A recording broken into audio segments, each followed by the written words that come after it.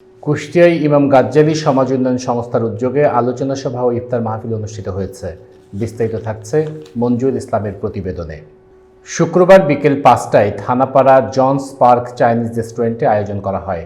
অনুষ্ঠানে সভাপতিত্ব করেন অধ্যাপক মোহাম্মদ সিরাজুল হক, উপদেষ্টা ইমাম গাজ্জালী সমাজ উন্নয়ন সংস্থা ও সেক্রেটারি কুষ্টিয়া ছাত্র কল্যাণ ফাউন্ডেশন। প্রধান অতিথি ছিলেন advocate Khandakar Sirajul Islam, public prosecutor Kushtia জজ কোর্ট। বিশেষ অতিথি ছিলেন অ্যাডভোকেট শামীমুল হাসান অপু, স্পেশাল জজ কোর্টের পাবলিক প্রসিকিউটর ও সাবেক ছাত্রনেতা।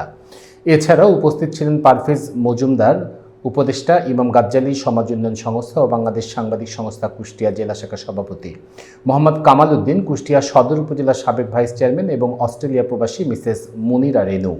অনুষ্ঠান শেষে সম্মাননা ক্রেস্ট প্রদান করা হয়। দোয়া ও মোনাজাত পরিচালনা করেন হাফেজ মাওলানা মোহাম্মদ মাহবুবুর রহমান, ইমাম ও খতিব, কুষ্টিয়া সদর উপজেলা মডেল মসজিদ।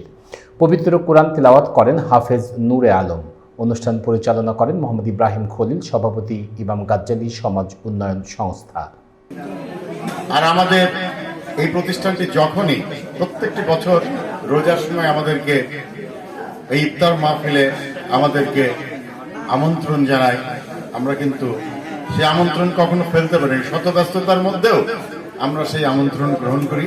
আল্লাহের সমাজ উন্নয়ন সংস্থা দীর্ঘদিন ধরে যে সমাজের উন্নয়নমূলক কর্মকাণ্ড করে যাচ্ছেন, এটা সত্যি খুব ভালো লাগে আমাদের সবাই। আমি এই সংস্থার সাথে যুক্ত আছি।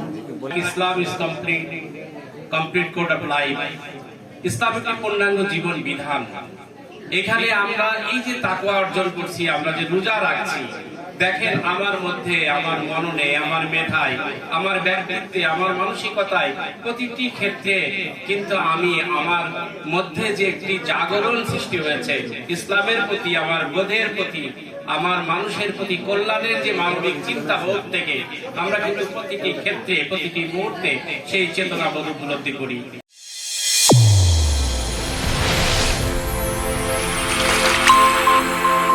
চ্যানেল A1 হৃদয়ের স্পন্দন।